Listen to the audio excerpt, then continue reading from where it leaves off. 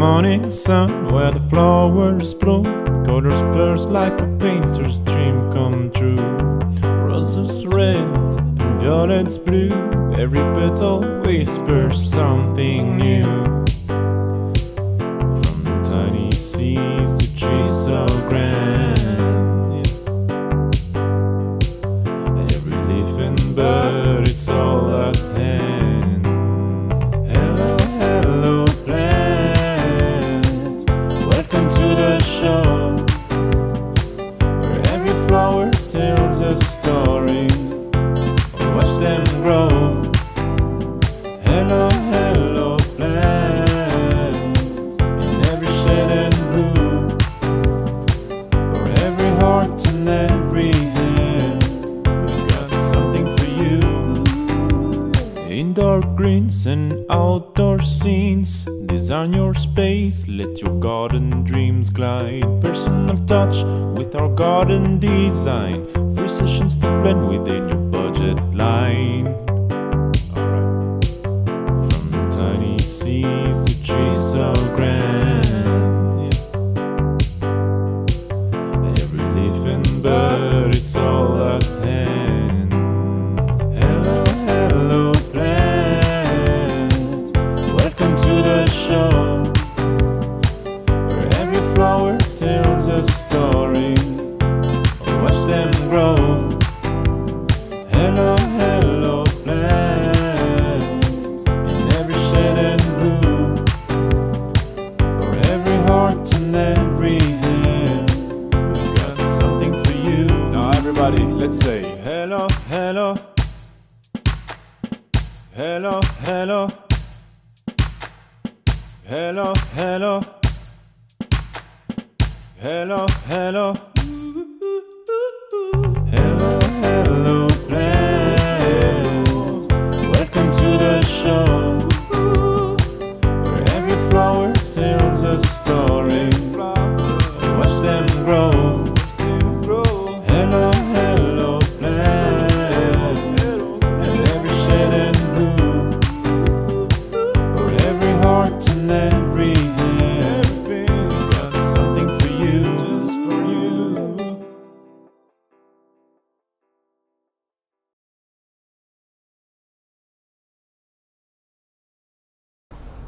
Hi everyone, I hope your Monday is going fantastic so far. I'm here with Chris and my name is Danae. I am your host for our little live Q&A we do. We do this every Monday, same time, same whatever platform you are on right now. We're on quite a couple different platforms, and yeah, pretty much we do these live Q&As so that we can help you with all of your plant problems, any questions you have, any issues, anything you're curious about or you want to learn more about. This is the space for it. And pretty much how it works is all you need to do is just comment below your question, and then I'm going to ask the question to Chris and he's going to answer it in live time. So super easy. It is a first in, first served kind of premise. So if you have any pressing questions, comment them now. We run these for about 30 minutes. So we don't always get to every question, unfortunately, just because we do get quite a lot of questions. So it's important that you get in quickly if you want to have your question definitely answered. How are you doing today, Chris? Great, beautiful, beautiful spring day, love it. Amazing. Anything exciting happening in the plant world before we start our Q&A? What I love is that right at the moment you've got some flowers, some spring flowers are fading away, but new ones are coming on. One of my favourite roses is a crepuscule rose, and I see that this week it's in that perfect, full first bloom. Looks absolutely fabulous. And I've noticed, and we also, the crab apples, the Ioensis crab apples are looking fabulous. So there's lots of things, as things fade away in spring, you've got other things coming on. Hydrangeas are just starting to bloom around Melbourne.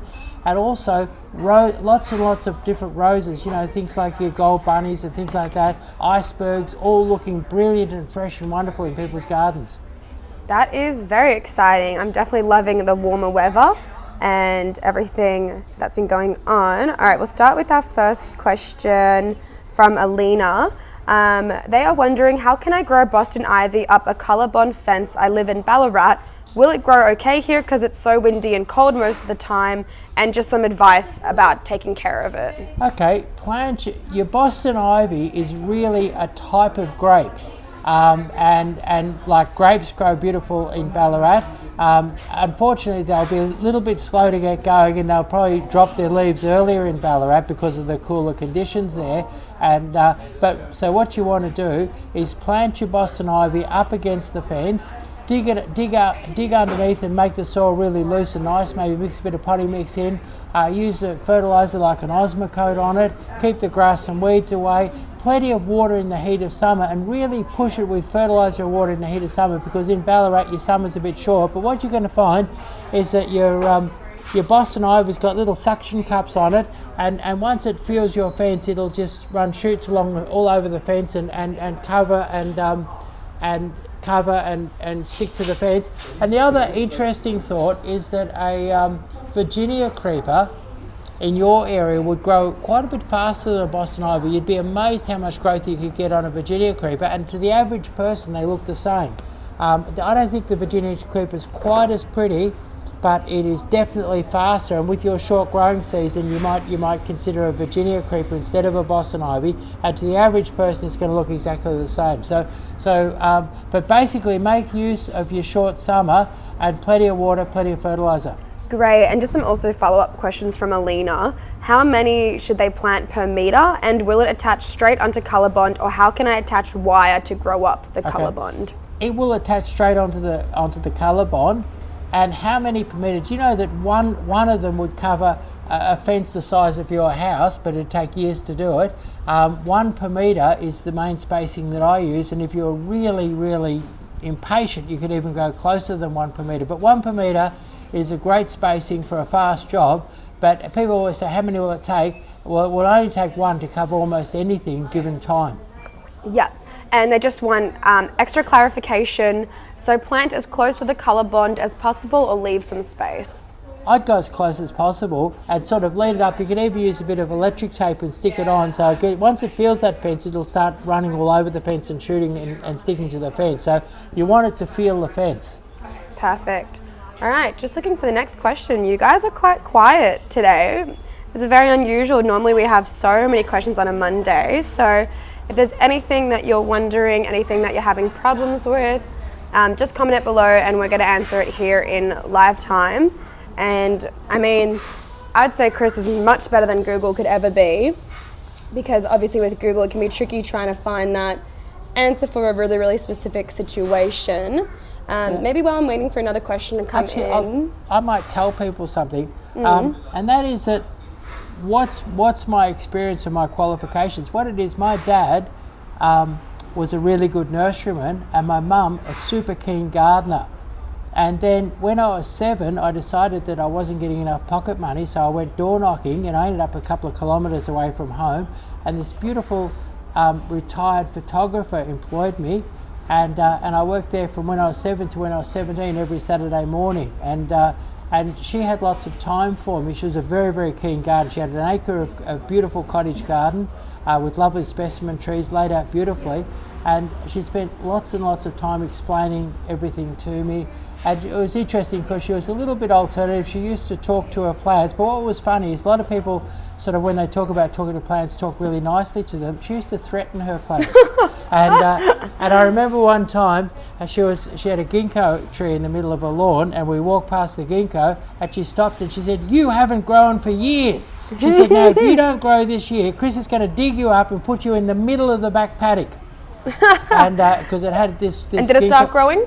This ginkgo had a prime spot in the middle of the main lawn, and what was interesting, it nearly doubled in size that year. It put on this enormous shoot, and then I don't think it grew again after that. But what was interesting was that scared the life out of it. She talked to her plants, but she would threaten them, and so she taught me everything. And so between my dad, great horticulturalist, nurseryman, my mum a great gardener, and then my Saturday morning employer, a fabulous gardener, and with lots of time for me. So, and then when I finished with her, I started doing gardening for lots of other people in the hills, and I looked after some of the really beautiful gardens up in the hills. and then eventually became a nurseryman, and here I am today. So Exactly. Answering all of your plant questions, which we now got a couple that come in. So we're going to move on to the Baymart's question. My weeping acacia got ripped up in high winds and has turned all brown and dry. Any chance of revival or recommendations for hardy plants for north-facing hanging baskets? right, North Bay. So Okay. we'll first tackle the acacia one. So the acacia got ripped up. Can they revive it? What I would do is I would prune it right back and see if I can get some new shoots on it and give it a bit of a go, but it doesn't sound too hopeful. Yeah. So I would prune it right back, keep it moist, not overly wet, no fertilizer or anything like that, and then when you see a few shoots, then you might start feeding and watering a little bit more. But basically it sounds like it's time for replacement. And then what they've got is that they've got a windy spot that they've got hanging baskets. Is that what Yeah, it is? because I want recommendations for a hardy plant for north-facing hanging baskets. Yeah, okay. So north-facing hanging basket. So that's a pretty tough one. Really, your succulents, like things like your burrow's tail, because what happens in a north-facing spot, you've got lots and lots of wind. So I'd be really looking, and there's quite a few sedums that are fine and cascading and are really quite pretty. And the thing is that with a north-facing hanging basket, on a hot day, a hot windy day, it's going to dry right out really, really quickly, and something like a petunia or something like that will be withered before you get home from work. So I'd be looking at colourful sedums, and things like your burrow's tail, which is a sort of lovely silver cascading one. But I'd be looking for cascading succulent type plants to grow in the baskets. Yeah. All right, next question is Alex. My bungalow palms have been in the ground for over a year and not really growing. What can I do? Okay, I think it's funny, I kind of call them bungalow palms sometimes. I think they're properly called bungalow palms. But at any rate, not really growing. I would say I would pop a little bit of soil wetter around them to so that they really soak, and then I would give them double soaks. I'd give them a soak and then a bit later give them another soak, and then I'd use Osmocote on them, and then as a sort of a triple measure, you could find a something like Power Feed, and you mix it up in a watering can, and once a week put it over the foliage, and do it early in the morning or in the evening when the evaporation rate is low. And if you put it over the foliage, what happens when you put Osmocote on the ground, it can take weeks and weeks for it to get down through the ground, through the root, up the stem and up into the tip of the leaves. But something like Power Feed applied when it's cool and moist and it takes a long time to, like when the evaporation rate is really low, the perfect time to put on Power Feed is on a foggy, cool morning. But if you put that on when the evaporation rate is low and the droplets sort of stay on it for half an hour, that means that your Power Feed will be soaking for half an hour. But if you go out on a hot windy day and it dries in 30 seconds, that's about how long you're feeding it for. But I reckon a bit of foliar feed, some Osmocote, and a bit of soil wetter so the water gets in, and then go for double soaks. Like, go out, come home from work, give it a quick drink, and then go home, go in, have dinner or whatever, come out and give it a good soak, and you find that second watering is what gets right in and really benefits. So a combination of fertiliser and water, and make sure there's no grass or weeds around the base. Yeah, perfect. Next question is, what are your favourite tomato varieties? Any inside tips on getting them going? Well, tomato variety? Yeah. Yeah, cool, okay. Yeah, so I think I love cherry tomatoes because the cherry tomatoes, because they're so quick and they're so easy to use in a salad or chop up and use in anything. And then I like your big sort of beefsteak style tomatoes. Now, to get them growing, the thing is, don't plant them too early, because if you plant them too early, they kind of get messed up with the cold nights and things like that. So a week or two ago, or right now, is a great time to plant your tomatoes, because you've got warm nights and you've got warm days, and the tomato can just grow uninhibitedly. Now, to get your tomato growing uninhibitedly, you can grow it in a pot or you can grow it in the ground. But if you got it in the ground, I'd mix in some potting. I'd dig a big hole, mix in some potting mix, and have it so that it's the soil is light and airy, and the tomatoes' roots can move through it very, very easily. Then something like your Power Feed applied once a week will get really, really good fast growth, and then a nice sturdy stake so that, or even a couple of, if you get a really good healthy big tomato plant, you might need a couple of stakes to hold it up, some stakes and some little plant ties, or a bit of electrical tape to tape it onto the stake. So basically stake it well. And then something like your power feed, you can mix a bit of sort of solid food in the ground. You could use something like a dynamic lifter, or you know, something, have the ground nice and fertile, but then at the same time something like power feed, for the same reasons I said before about the bungalow farm, straight in through the leaves, and of course you put it on when the evaporation rate is low and those droplets stay on the leaves for a long time, and that means it feeds for a long time. So basically I'd be using power feed, I'd be mixing potting mix in, and of course put it in a really nice hot sunny spot, a little bit sheltered from the wind, so you need that little sort of sheltered heat pocket for it. Yeah, perfect. And we do have an article as well on the website, which is a guide all about growing tomatoes, so check that out as well if you hop over to hellhello.com. Just go to Chris's blog, and then we got an article all about tomatoes too if you want to read up more. Next question is from Tanya. Is there a wait to get a free garden design? Do we have any wait time? Yes and no. Basically, there's every day you get 1 or 2 cancellations. So there's people who are getting straight in by working the staff that are doing the bookings, because there was a cancellation this morning. So if you work with the staff, you can get in pretty quickly. But if you just go on where we're booked up to, I think we'll be about a week to 10 days out.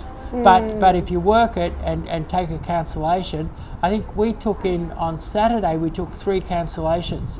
No, 3. We had 1 big cancellation for a big garden design, and we fitted 3 small garden designs in that period. So there was people walking in on Saturday getting a garden design, and we were working frantically actually to I think we might have done 10 or 11 garden designs on the Saturday. Oh wow. And I think I did it right through my lunch break and everything.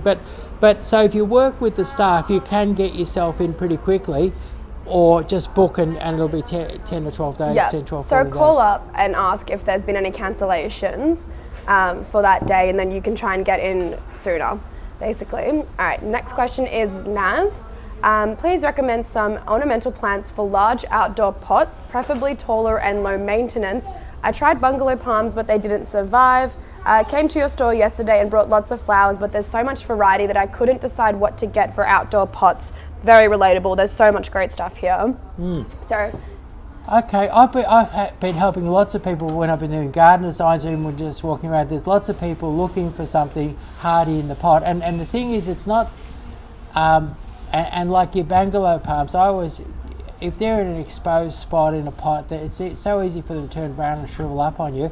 So the sorts of things I've been using is I've been using giant bird of paradise. Now I wouldn't use that in a super windy spot because the leaves get terribly shattered, but in a hot sunny spot that's not too windy, I love the giant bird of paradise, and I find them incredibly hardy. I can't remember the last time one of my customers said I killed my giant bird of paradise. They're almost unkillable. And then I used cordyline, and these days there's some really interesting cordyline. There's I did a garden design yesterday with 3 pots, and we used the cordyline electric flash, which has sort of brown and yellow stripes on it and looks really, really interesting. Then I love your coprosmas. They're a New Zealand native, and they come in all different colours. The one I used yesterday was Tequila Sunrise, which is sort of oranges and browns and stuff, and it went really nice with the electric flash. And then with that particular combo of 3, I used a Euphorbia Silver Swan, and then in each of them I put Silver Dichondrus because I was using black pots and I wanted something to cascade over the side of the pot that would really shine out against the black of the pot. So Silver Dichondra cascading over the side, and I had an electric flash cordyline, a Tequila Sunrise Coprosma, and a Euphorbia Silver Swan, and that we had lots of colour, lots of contrast, and there were 3 pots to go in a set on the edge of a pool. And they would be ones that would be very, very hard for the customer to kill, but would still look really spectacular, particularly against the black pot. yeah. And actually, I'm just going to say one thing. When customers come in here and they ask me to suggest something for their pot, it's a funny thing. I have terrible trouble doing it unless I get them to show me their pot. So what I do is I get them to show me a photo of the pot they've got at home, or I get them to choose a pot from our range of pots, and I say, show me the pot and I'll fill it. and I find that when somebody shows me a pot, I instantly can fill it. But when somebody wants me to fill an abstract sort of a pot that doesn't exist, it's really, really difficult. And I think that would be a good starting point for anybody, is get yourself a pot that fits in the situation that you like, that you can afford, whatever. Get that right pot, and then I find that filling it, a lot of people trying to fill a pot they haven't got. I find get your pot and then fill your pot, and it's easy. Yeah, perfect. I'll just answer Alicia's question. We're located in Campbellfield, so if you also just look us up on our website, we're 1477 Sydney Road, Campbellfield, postcode 3061 in Victoria, Australia. Yeah, right next to Super A-Mart. We're just on the out of town, just past Super A-Mart, which is a giant dark blue building. Yeah. Next question is from Tegan. Best way to encourage lily pillies and orange jasmine to shoot up and thicken up? Right, okay. They're very much heat activated, and so people at this time of year can be depressed about the growth rates on things like orange jessamine and the lily pilly, because they haven't moved since about May. They would have stopped growing in May when the cold weather set in, and right through till now they haven't moved. So now they're ready to go. So because they're ready to go, I'd fertilise them. I'd use Osmocote on them and get them going. I'd look at some liquid fertiliser, and you could do a weekly program of liquid fertiliser on them. But most of all, their plants are a little bit subtropical, and what they love is plenty of water in the summer. So I'd give one nice deep water once a week, like a really good deep soak. You'd use a soak it hose, or use my old double watering trick where you give them a soak, go have dinner, come back and give them another soak.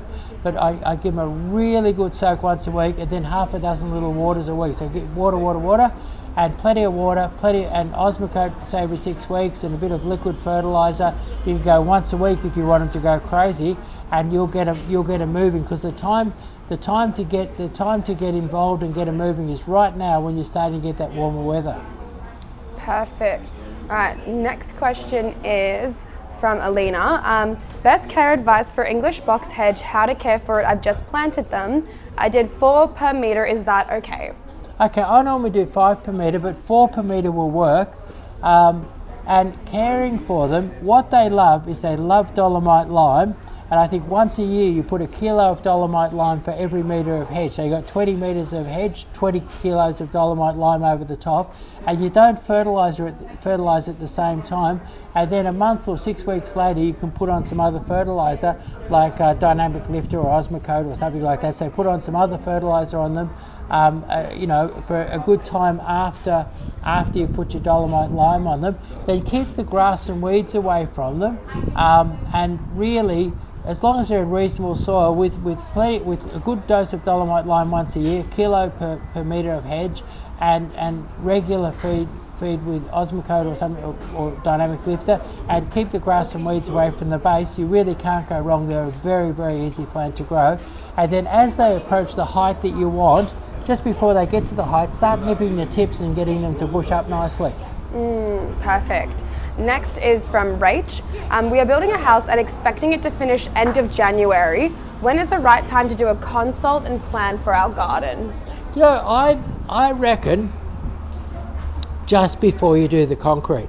So often people come in and they've concreted, and concreting really defines the garden design.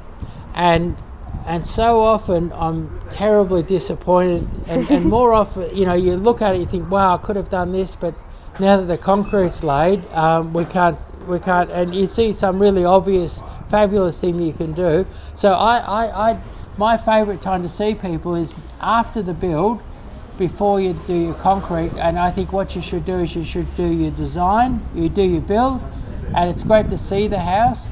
Then before the concrete gets laid, because that so much defines what's going to happen, and even before the drainage gets done, because like I did a job the other day, and the problem was that they'd done the drainage, they'd done it completely wrong for growing plants, and there were terrible drainage problems that needed to be rectified before you could. And the thing is that if they had have done the drainage correctly, it wouldn't have cost much more money than doing the drainage incorrectly. So I guess drainage and concreting prior to is a great time to get your design done, and that gives us time to get the plants ready and get everything ready. So I think just before the drainage and concreting, which is sort of after the house is finished. Yep, great. Next is from Carlos. Is there a specific way to train a broken villa over a doorway? Yeah, look, what you want is you need something for it to grow onto.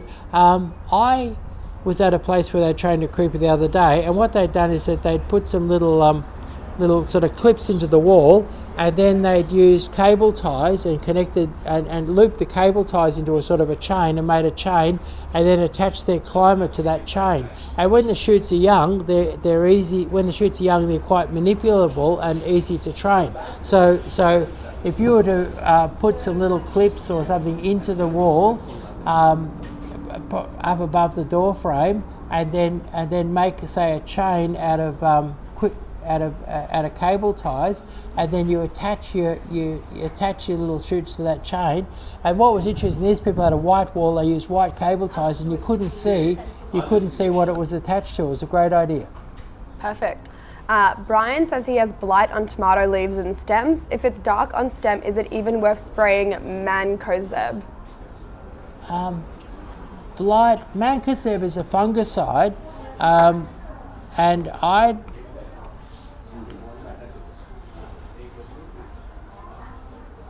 Sorry, we're just having technical difficulties. We're just trying to fix the camera. Yeah, so Mancozeb is a fungicide, so something that you'd use for fungus. So for fungal problems, you might use a Mancozeb, but for a blight, that would be a different ball game. I actually wonder if you shouldn't get rid of your tomatoes, and it's early in the season, and get some fresh tomatoes that haven't got blight. Yeah. Yeah, because blight is a very, very difficult problem to deal with. Yeah. And disposal and fresh tomatoes, and you buy some nice big tomatoes around at the moment, so get yourself some nice big tomato plants that are free of blight and get going again. That's what I reckon. Yeah. All right. Next question is from Tegan. Colourful plants to encourage birds and butterflies that would do well in a really narrow, hot and partly shaded bed. Okay, you couldn't beat a buddleia. Buddleias give off they have this amazing fragrance. It's kind of a little bit like honey and a little bit like spice, and it's wonderful, and they're beautiful romantic looking things, and romantic looking sort of long, almost wisteria like flowers, but point up and arching over, and they come in pinks and mauves and reds and purples, and they bring little honey eaters, and they bring lots and lots of butterflies. Nothing, and they're not great. And if you buy the miniature varieties, they're not particularly big plants, and you'd find they'd be wonderful for that purpose. And they're a beautiful old-fashioned cottage sort of plant, and then you could put in other nice little bird and butterfly attractors around them. Yeah. So buddleia. Cool. And then next question is from Hayden. What creeper would you recommend to grow over a Merbau timber screen? Merbau? Merbau is a timber over a Merbau timber screen. If I was in the sun, I think Lady Di is one of my favourites, and the reason why I love Lady Di is a beautiful, lush, evergreen, tropical-looking leaf, and beautiful clusters of white flowers for 6 or 7 months of the year. So where a lot of climbers only have a quick little flowering season, long flowering season, beautiful, lush sort of foliage, that lush green foliage would look really nice against the Merbau. Perfect.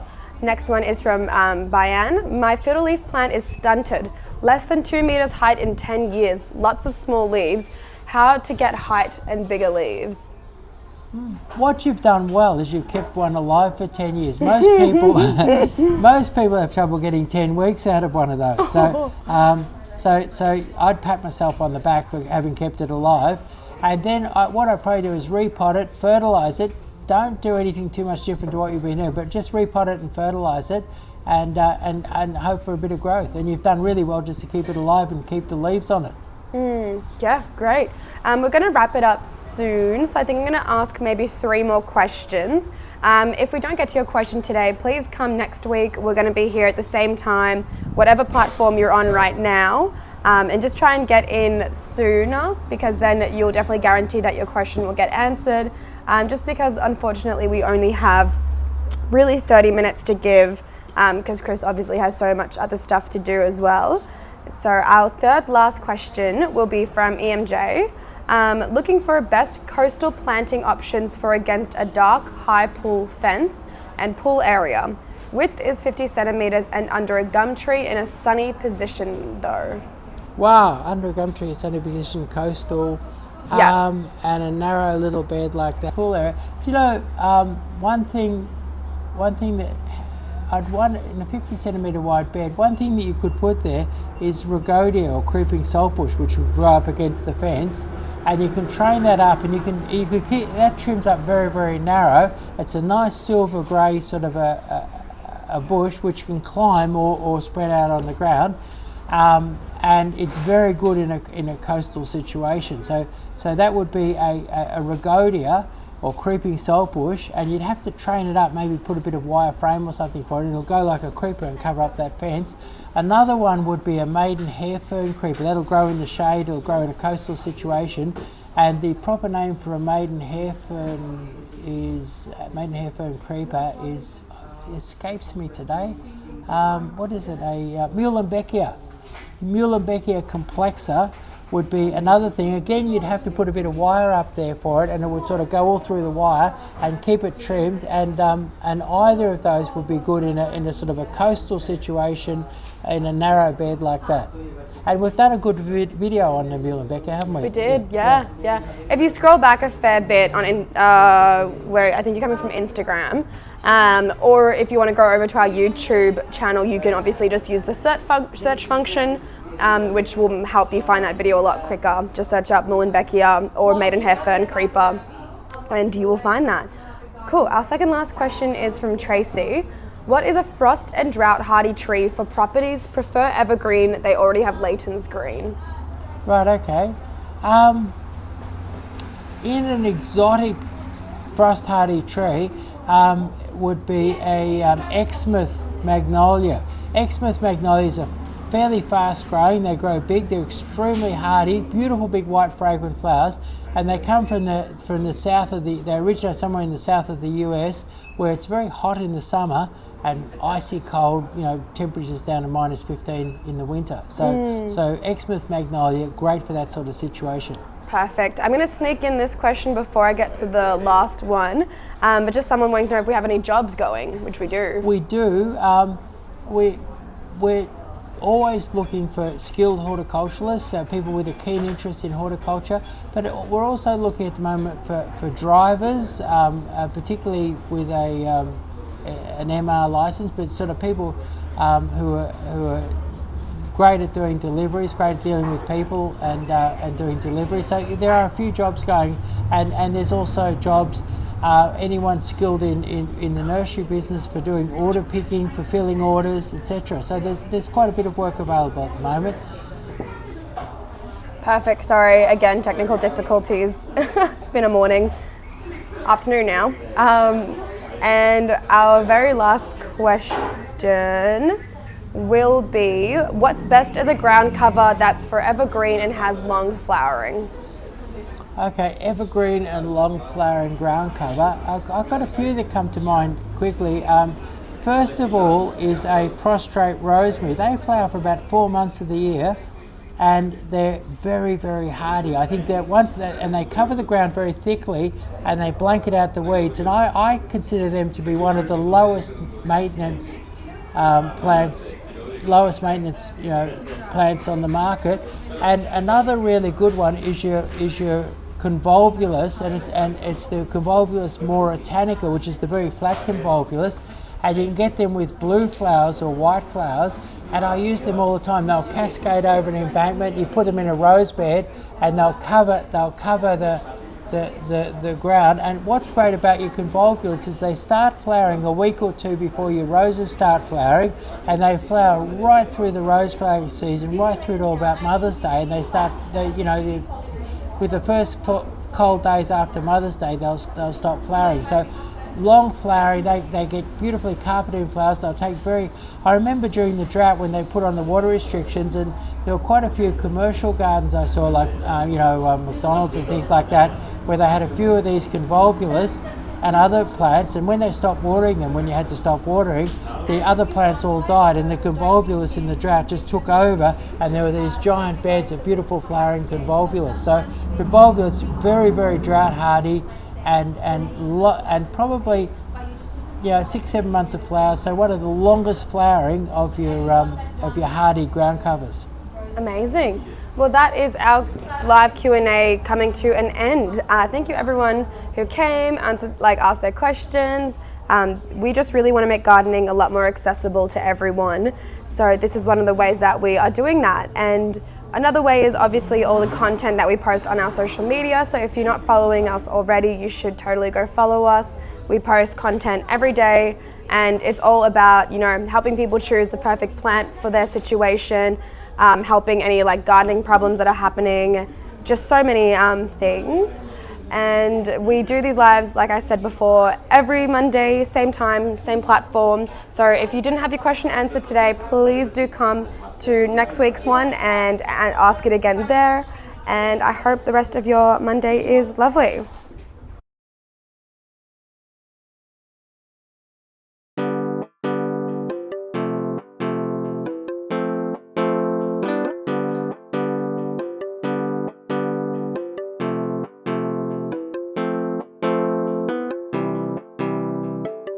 In the morning sun, where the flowers bloom, colors burst like a painter's dream come true. Roses red and violets blue, every petal whispers something new. From tiny seeds to trees so grand, every leaf and bird, it's all at hand. Hello, hello, show, where every flower tells a story. Watch them grow. Hello, hello, plant, in every shade and hue, for every heart and every hand, we've got something for you. Indoor greens and outdoor scenes, design your space, let your garden dreams glide. Personal touch with our garden, free sessions to blend within your budget line. From tiny seeds to trees so grand, every leaf and bird, it's all at hand. Hello, hello, plant, welcome to the show, where every flower tells a story. Watch them grow. Hello, hello, plant, in every shade and hue, for every heart and every hand, we've got something for you. Now everybody, let's say hello, hello, hello, hello, hello, hello, hello, hello.